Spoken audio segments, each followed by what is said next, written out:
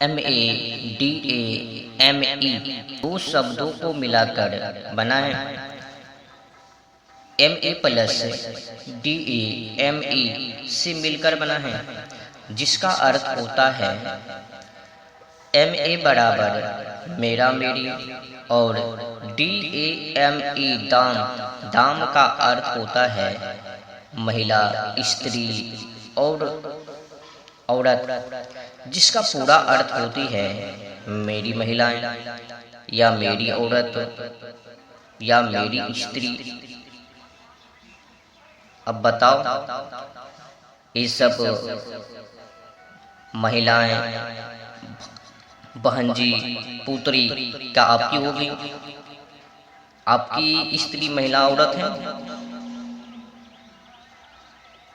अच्छा ये बताओ, अब किसी अन्य पुरुषों का पत्नी है और आप वहां पे जाकर कह दोगे कि आप तो मेरी पत्नी हो, तो फिर ये बताओ आपको धुलाई करेंगे या नहीं करेंगे? पत्नी है उसकी तो वो जाने। अगर आप सीधे हिंदी में उनको कहोगे कि आप मेरी पत्नी हो तो फिर धुलाई, वहीं पर आप अंग्रेजी में बोल देते हो तो छूट। और ये जो महिलाएं हैं मैडम कहलाने वाली, ये तो और कहती हैं मुझको मैडम कहो, बिना अर्थों को जाने। अर्थों के बारे में ये मैडम को और मैडम को कहने वाले जो मैडम कहते हैं उनको भी पता नहीं है, जो मैडम कहलवाने वाली हैं उनको भी पता नहीं है, दूर दूर तक पता नहीं है अर्थों के बारे में।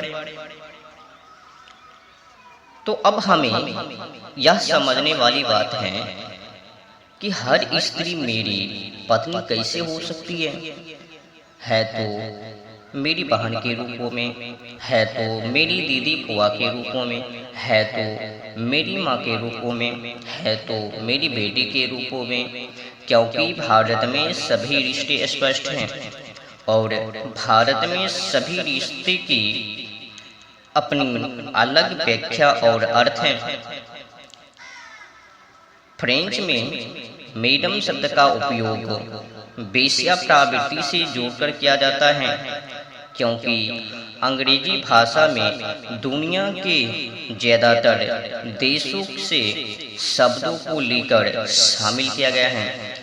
इसी तरह मैडम शब्दों को भी शामिल किया गया है।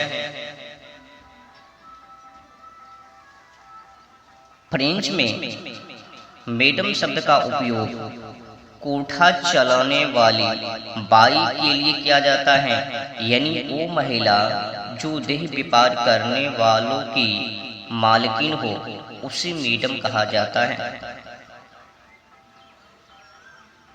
समझ गए हो? मैडम किसे कहा जाता है? क्या